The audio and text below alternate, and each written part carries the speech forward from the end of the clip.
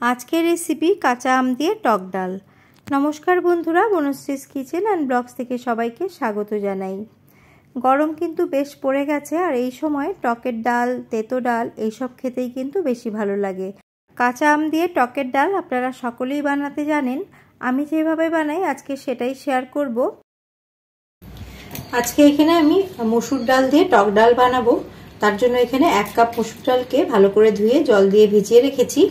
আপনারা না ভিজিয়ে ডাইরেক্টও রান্না করতে পারেন, তবে ভিজিয়ে রাখলে ডালটা সেদ্ধ হতে খুব সময় কম লাগবে, তার জন্য আমি এটাকে ভিজিয়ে রেখেছি। আর এখানে একটা আমকে আমি ভালো করে ধুয়ে নিয়েছি, আমের খোসাটাকে ছাড়িয়ে এটাকে টুকরো করে নেব। আর এখানে আমি নিয়ে নিয়েছি কয়েকটা লঙ্কাগুলোকে চিড়ে নিয়েছি। গ্যাসের মধ্যে একটা কড়া বসিয়ে দিয়েছি, তার মধ্যে দিয়ে দিচ্ছি আমি 1 গ্লাসের থেকে একটু বেশি জল। এখানে প্রায় 1.5 গ্লাসের মতো জল হবে। জলটা হালকা একটু গরম হয়ে গেলে এর মধ্যে আমি ডালগুলো দিয়ে দেব। ডালটাকে এখন জলটাকে ফেলে দিয়ে দিচ্ছি।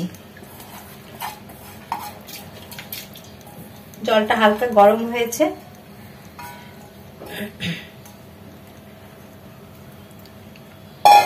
এখন এর মধ্যে আমি দিয়ে দিচ্ছি লবণ 1/2 চামচের মতো। অনেকটা পরিমাণে ডাল রয়েছে, ভালো করে একটু মিশিয়ে নিয়ে এটাকে আমি সেদ্ধ করে নেব। আর ডাল সেদ্ধ হতে হতে আমি আমটাকে কেটে নেব। ডালটা সেদ্ধ হতে থাক, এদিকে আমি আমটাকে ছাড়িয়ে নেব। আম ছাড়িয়ে নিয়ে আমটাকে কেটে নেব।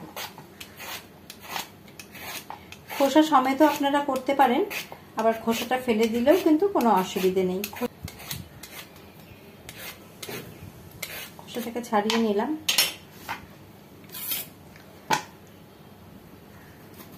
ধারটা কেটে ফেলে দিচ্ছি।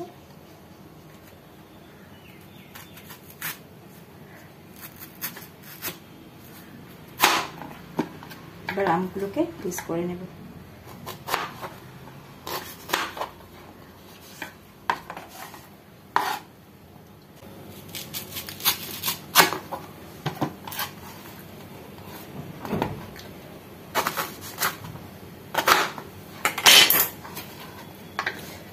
এইভাবে আমগুলোকে কেটে নিচ্ছি।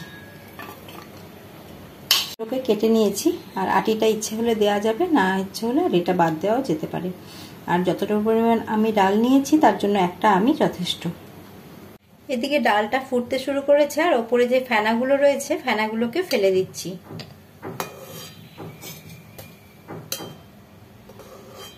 ফেনাগুলোকে এইভাবে ওপর থেকে কেচে কেচে ফেলে দিতে হবে।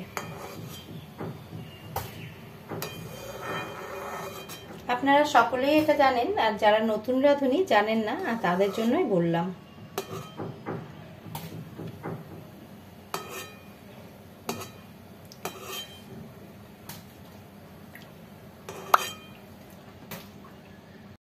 যতটা সম্ভব এর ওপরে যে ফেনাগুলো ছিল ফেনাগুলোকে ফেলে দিয়ে ডালটাকে এখন সেদ্ধ করে নেব। তার জন্য একদম লো ফ্লেম করে একটু ঢাকা দিয়ে একটু ডালটাকে সেদ্ধ করে নেব। অপর দিকে আমি কিছুটা পরিমাণ জল বসিয়ে দিয়েছি। ডালটা এখন অনেকটাই ঘন হয়ে যাবে ডালটা সেদ্ধ করার সময়, তো ডালটাকে পাতলা করার জন্য এখানে আমি জলটাকে ফুটিয়ে নেব। আর ডালে বা ঝোলে যদি এইভাবে জল গরম করে দেওয়া যায় তাহলে কিন্তু টেস্টটা ভালো হয়। জলটাকে আমি একদম ফুটিয়ে রেখে দেব, যতটা প্রয়োজন হবে ডালে ততটা আমি ব্যবহার করব।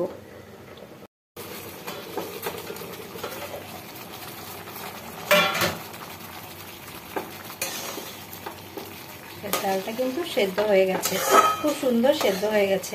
মাত্র 5 মিনিটের জন্য আমি লো ফ্লেম করে ঢেকে রেখেছিলাম ডালটা। এইদিকেও জলটা ফুটতে শুরু করেছে, গ্যাসের ফ্লেমটাকে অফ করে দিলাম। এই জলটাই ডালে ব্যবহার করব। ডাল ভালো করে সেদ্ধ হয়ে গেছে, আর বেশি সেদ্ধ হলে কিন্তু ভালো লাগবে না। এবার ডালের কাঁটা দিয়ে ডালটাকে আমি ঘুটে দিচ্ছি। এইরকম মানে একটু কম সেদ্ধ করলে ডালটা কিন্তু খেতে বেশি ভালো লাগে, আর এর থেকে বেশি সেদ্ধ করে ফেললে কিন্তু একটা কাদা কাদা ভাব চলে আসবে। হালকা করে আমি একটুখানি ঘুটে দিলাম ডালটাকে। দেখুন একদম ঠিক আছে, ঘোটাটা হয়ে গেছে, আর ঘুটবো না। এবার যে জল আমি সেদ্ধ করেছিলাম সেই জলটাকে আমি অ্যাডজাস্ট করে নেব। গ্যাসের ফ্লেমটাকে একদম লোতে করে দিয়েছি।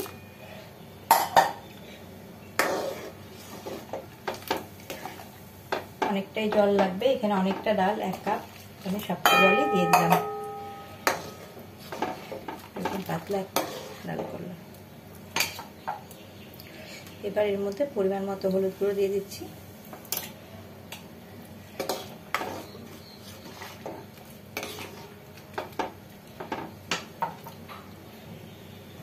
আর একই সাথে দিয়ে দিচ্ছি আমগুলো।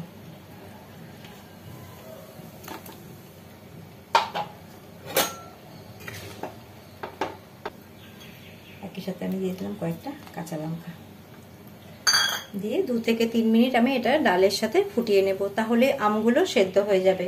আর কাঁচা আম সেদ্ধ হতে কিন্তু একদমই বেশি সময় লাগে না। আমি আটিটাও দিয়ে দিলাম।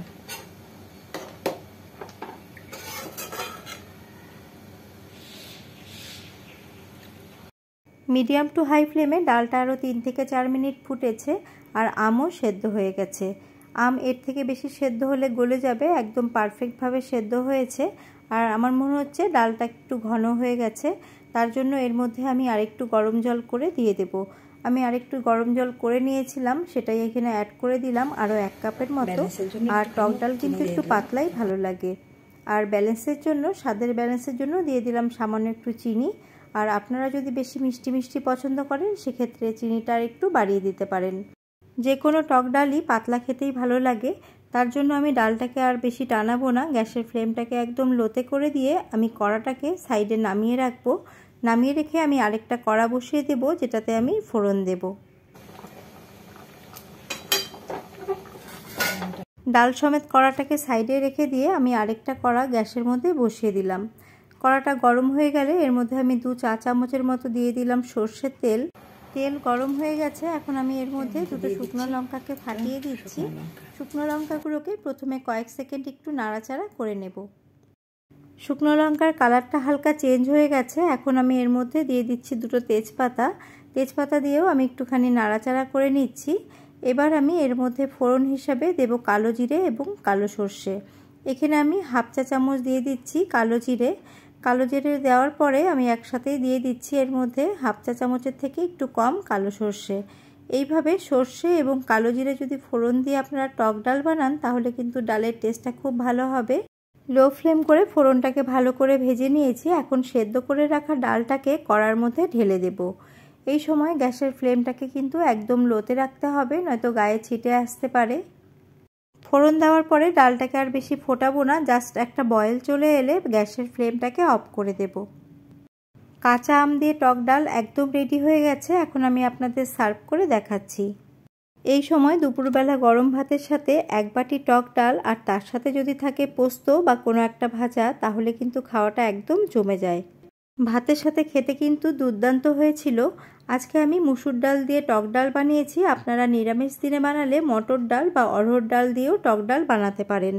রেসিপিটি কেমন লাগলো কমেন্ট করে জানাবেন। ভালো লেগে থাকলে আপনারা এইভাবে একদিন ট্রাই করে দেখতে পারেন।